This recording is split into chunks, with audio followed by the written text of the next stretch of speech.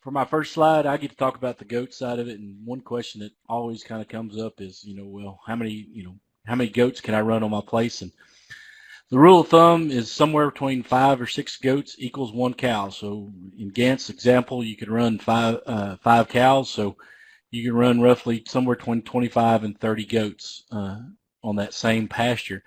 Uh, the part about being improved pasture versus unimproved pasture doesn't come to play as much because goats are not that much of grazers as they are browsers. They prefer the weeds and the brush. And so if you have a real pretty 50 acres of Bermuda grass, you're going to have to teach those goats to eat the grass. And that's not what they're going to want to do to start off with, but it, still can be done. It just sometimes a little struggle at first. But Damona mentioned, multi-species grazing. And so if you wanted to do a combination of goats or sheep and cattle, if you can, run 5 cows, you can take off 1 cow and run 4 cows and run 6 goats out there at the same time. So it's you can't, whatever the stocking rate is, you can't just magically put goats on there and the, and expect them to be able to, to have the same forage availability. So uh, goats complement cattle from the standpoint that cattle will eat the grass and goats will eat the weeds and the brush. And so that works a little bit when you go to a sheep. And when I talk about sheep, we're talking about hair sheep, not so much wool sheep, but the hair sheep are going to be more grazers than they are browsers. So they'll eat more of the same stuff that cattle will. But now I say 6 goats equal 1 cow. You can increase the stocking rate just like anything else. You don't have to run that, but I kind of found a picture here on the internet. This is kind of what you're going to look at.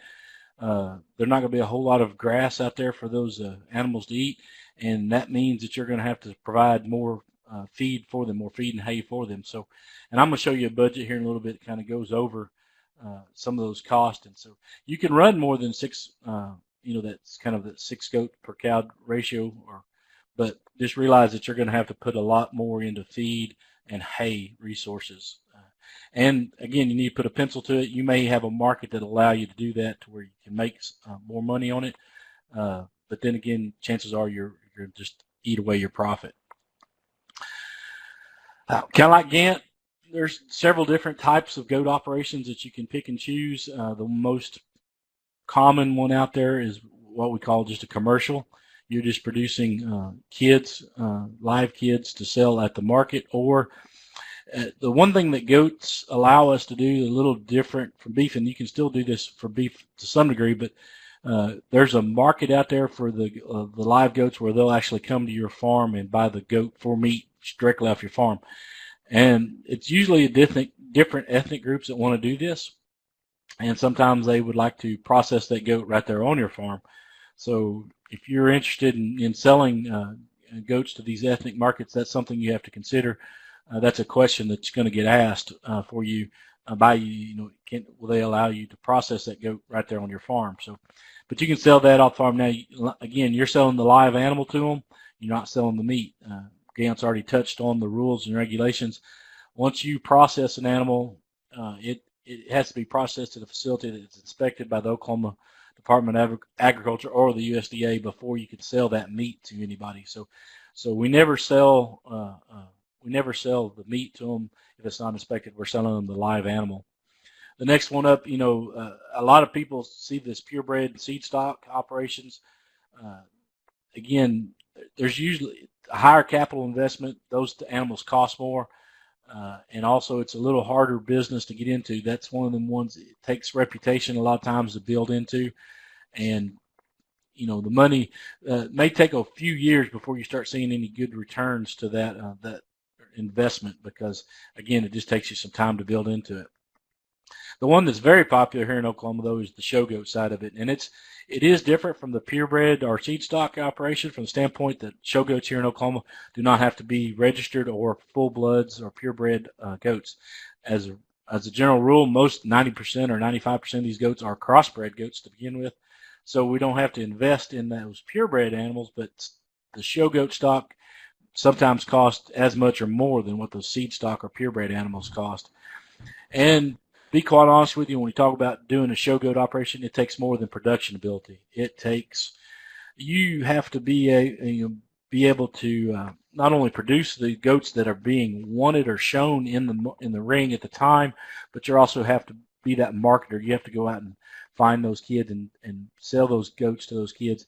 Again, that takes some reputation and it takes a lot of time, and sometimes so that we can run out of money long before we ever get that reputation built. And again, I've seen guys that have worked at it for years and years, and actually I've seen guys that are really good at producing those goats, but they just never can build up their reputation. The other problem with the show goat side of it is you have to swallow your pride or swallow your thoughts on what you think a good animal is. Sometimes what you like and what you think is best is not exactly what is winning or what is doing well in the show ring. And that's when you're selling show goats, that's what you have to sell is those animals that are going to perform and do well in that show ring. So, so a lot of times we have to, just swallow our pride and do what some other people think are best and not naturally what we think is best.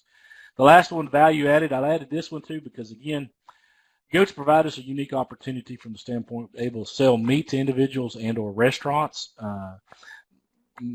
Goat meat is low in fat, highly, highly nutritious, and again, takes more than just a producer in this standpoint. You got to be a marketer, and you got to develop these markets, develop those relationships with these folks, and it's going to take a lot of time and effort on your part, more than just the production side of it, which is going to take more time than what the cattle are going to take. So it's something that, it's not everybody's ball of wax. A lot of people love to do the production side of it, but when it comes to selling their animals and being that person to go out there and be that marketer, they just don't like it. And it's one of the things, it takes kind of a special person to get into that type of operation. When we talk about initial financial requirements, of course, we've got the land. Unfortunately, when we talk about fencing, it takes more than just an average fence to keep goats in. Goats are very stubborn animals from the standpoint, just because there's plenty of green grass on their side of the fence, if they can find a hole in one and get to the other side, they're going to go. And so we have to build a fence that will keep them in. So it takes more than just a 5-strand barbed wire fence like we're used to cattle. Looking up on material costs, you're looking at anywhere from $1.50 to $2 a foot to build these woven wire field fences. And you can get more expensive than that. There's some high tensile fence out there that probably cost a little more than $2 a foot. And so when you're looking at fencing in 50 acres, you're looking at around $10,000. So if you've got that 5-strand barbed wire fence, it's not going to cost you the $10,000. You're going to have to do some type of fencing, add more strands of barbed wire, but then again, be ready and be prepared for those goats to find the holes and the weak points in that fence, because they will find them and eventually get out. We talk about buying the breeding animals themselves. Quite a bit less expensive when we talk about cattle. We can find good does, which are the females, for anywhere from $200 to $300. And I know there's places out there probably can find them cheaper than that, maybe under $200. But got to be careful what you're buying when you get a little, under that $200 price. Those usually are other people's culls or just market animals going to market. So. And then we talk about the bucks, the males. Again, anywhere between $300 and $500 to buy one of those. The good news is that you probably only have to buy one buck. So the breeding range of a buck is anywhere from 30 to about 80 goats. They seem to can breed it in a year's time. So we don't have to buy but one of those. Unlike cattle, Gant mentioned that cattle, if we just get a windbreak and some shade, we're fine. Goats are not that way. They can stand the wind and cold pretty good, but when it starts to rain, they hate to get wet, and they're going to want some shelter to get in and out of the rain. And so we're going to need some type of housing structure, either a lean-to or something that they can get into. The research shows it's about 4 square foot per animal, but I can tell you from raising these animals that you can put out a big enough shed to hold a certain number of goats, and they're still going to crowd into 1 or 2 corners of that. So, but you got to have some housing for those goats, and then you got to take that housing into consideration when you're doing your production system.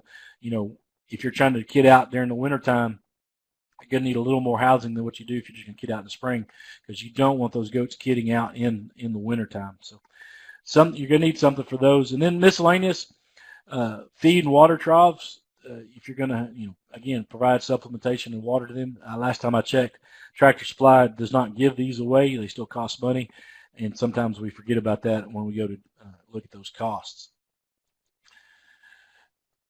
I've kind of put this next slide together, goals to be successful. If you're going to start a goat or even a hair sheep operation, things you need to, goals you need to be successful.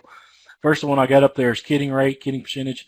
You have goats, have the ability to have, twins and triplets. You have to be able to sell about 160% of the number of females that you have. So if you're raising 30 females, you're roughly going to need about 160% sell. So you're gonna need 45 to 50 kids to be profitable. You drop below that 160%, gets real dicey whether you can even break even and make some money. And of course, the one thing to control the kidding percentage and stuff is death loss. And one thing I tell producers when we talk about goat productions, the hardest thing to learn is goats die, and you'll never figure out why.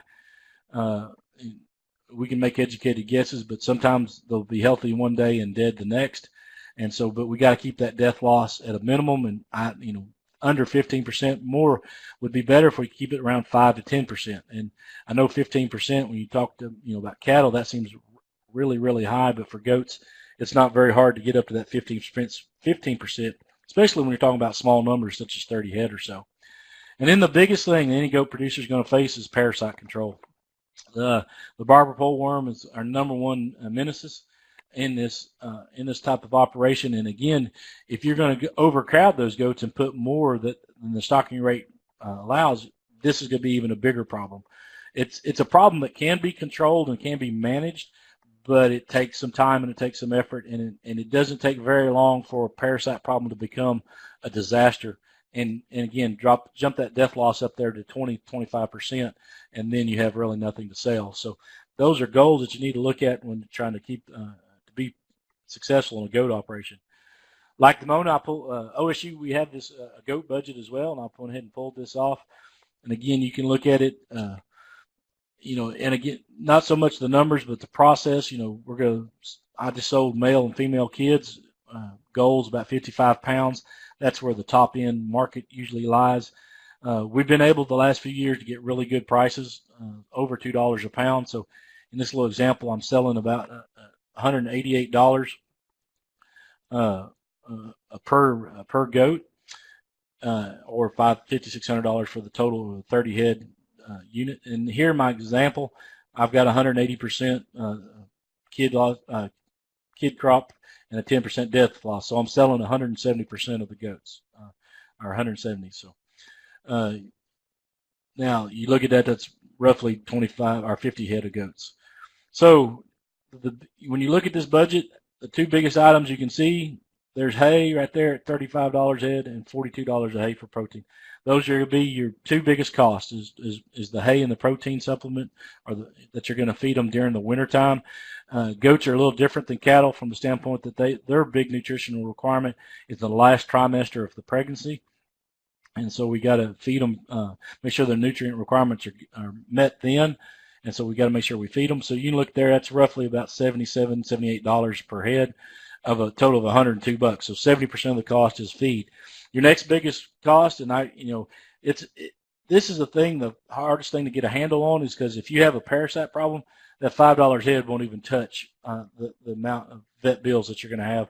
But if you can control it, so you can keep those vet costs down, and as well. So, but again, that's something that you have to manage, and there's ways to do it, and we don't have enough time to go into every detail about parasite control, but something that every goat producer or sheep producer needs to take into consideration.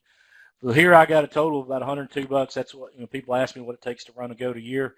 I tell them somewhere between $90 and $100, and it could go up as high as 110. Again, if you're doing the show goat thing, you're going to put a lot more feed into them, because really good condition fat goats sell really well. So you're going to have to make sure that the nutrition is right. So that could be even higher. When we look at the fixed cost, again, a little better than the cattle side of it. We still can show a profit about $40 a goat, and that's because our goats don't cost near as much What the big part of it is the fencing. It's going to be one of our major investments into that. And then I didn't put in anything about trailers and trucks. We're lucky enough with goats, if we can build a box for the back of our truck, we can send them down the road in that. So